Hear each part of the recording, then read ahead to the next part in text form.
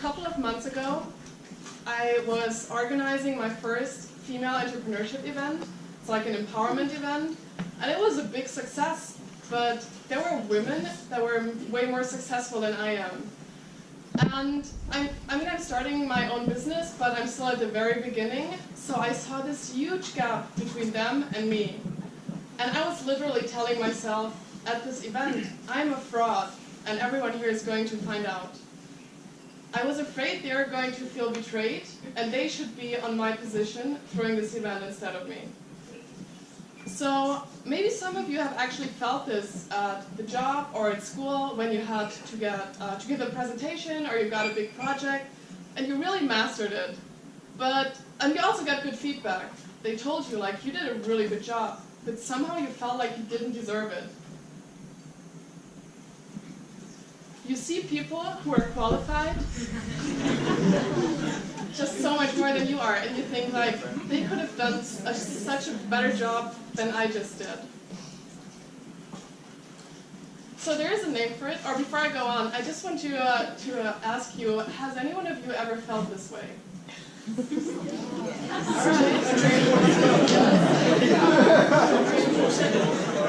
So there's a name for it.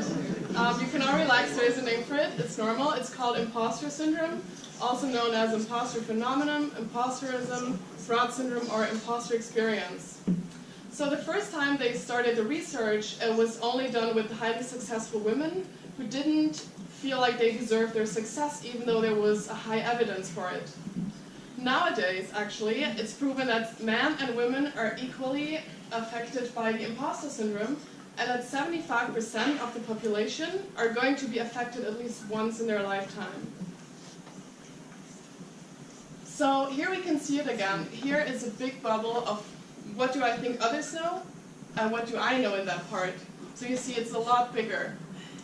But that shouldn't be this way. And in reality, this is what I know, and this is all the other people, and we complement each other. I bring value to them, while they bring value to me. Even Albert Einstein said that he felt like an involuntary swindler, and I think we can all agree that he really deserves the applause that he got for all his accomplishments. But he's actually not alone in this.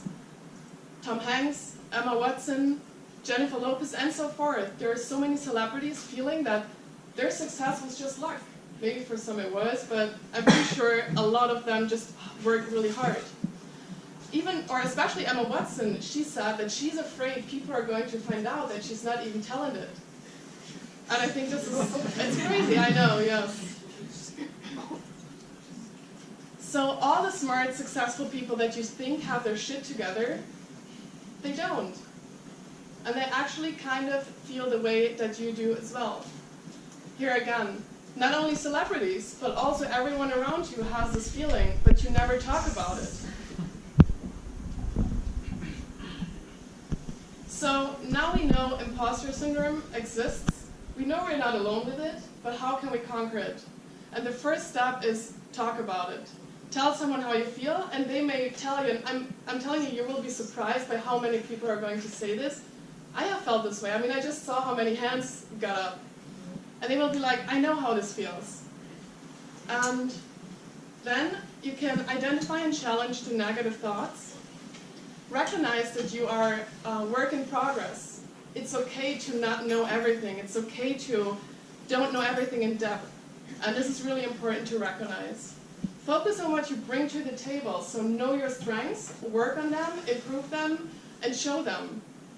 Change your body language, or also your language, the way you talk to yourself.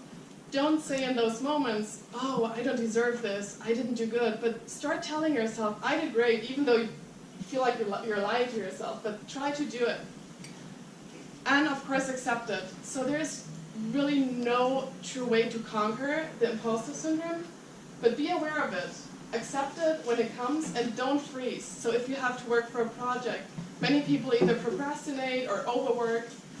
Just, let it soak in, realize how you feel, and then keep on doing the work. And I also have to say that when I prepared for this talk, and I knew I'm going to speak in front of many smart and successful people, who am I to tell them about imposter syndrome? I haven't studied it. I mean, I've researched a lot, but it's not like something that's going on for years. But what I did is I didn't let that stop me, and I wanted to spread the word, and that's why I'm here, and thank you all for listening.